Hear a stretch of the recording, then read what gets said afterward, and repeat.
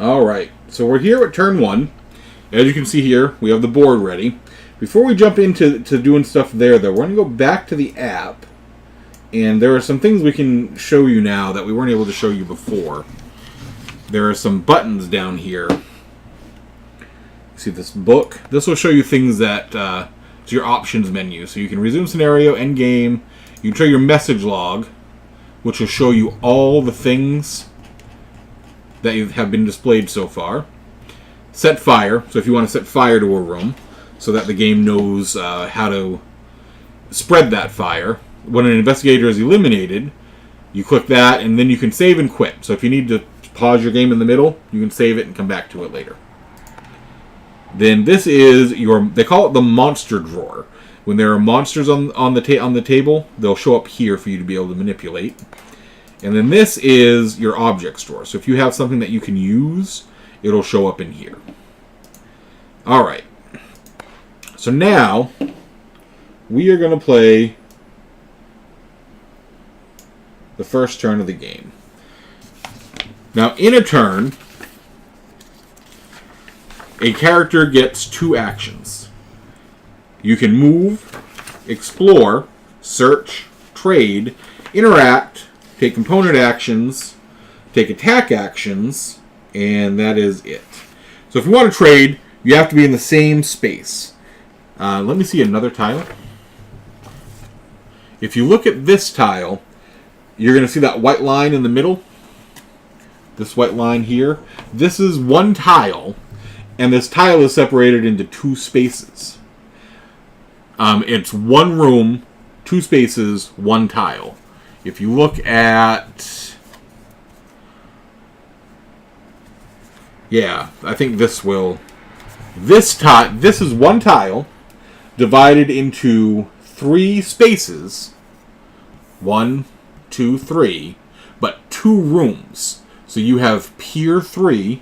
I think that's what it says, or Pier... It just says Pier. So you have the Pier, and then you also have the Snack Shack.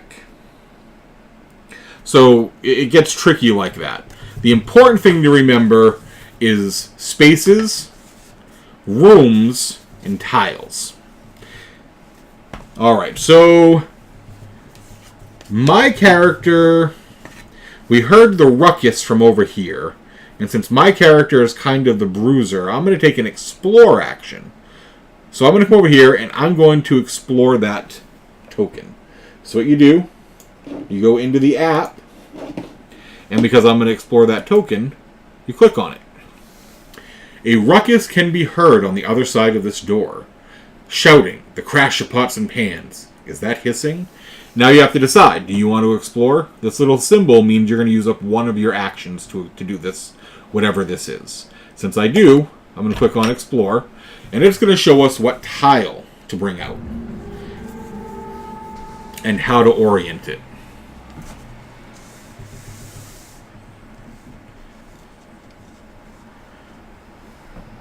So the door swings open to reveal a dining room in chaos. An aging man in a tailcoat scrambles through a serving window into the kitchen as he tries to escape a strange black creature writhing on the dining room table. Discard this explore token and place the dining room tile. So as you can see on the game board, we've done that.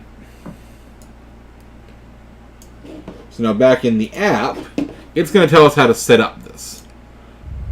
So the first thing we're going to do, the creature turns to face you. Its black, serpentine body shifts and changes, playing tricks on your eyes as you try to focus on it. The creature unfurls its leathery wings and unleashes a blood-curdling screech. Spawn a hunting horror as indicated, then suffer 2 horror. Willpower negates. So what I'm going to do, we're going to go back to the table.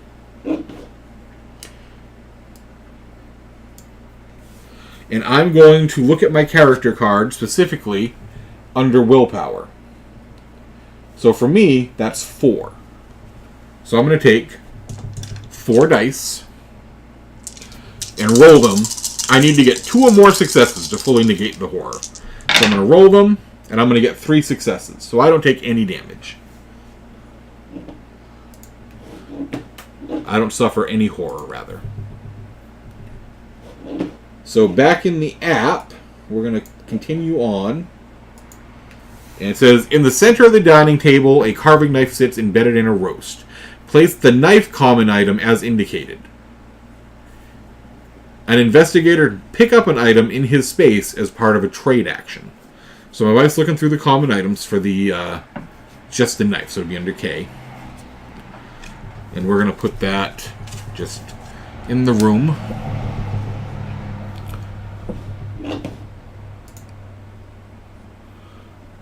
A china cabinet stands against the wall, though it looks to have been repurposed to store all manner of knickknacks. Place a search token as indicated in the corner of the room.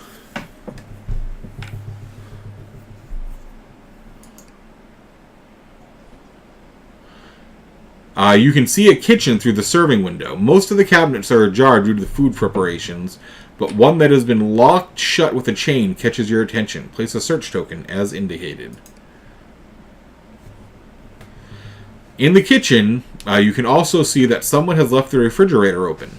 Water leaks out into a puddle on the floor. Place a search token as indicated. You spot the old man you saw climbing through the serving window, huddling in the corner behind the oven. Sweat beads off his brow, and his eyes bulge in terror. Place a person token as indicated. This is Eugene, the butler. So my wife's looking through the people tokens now, looking for Eugene, the butler. And then she's going to place him up there next to that search token.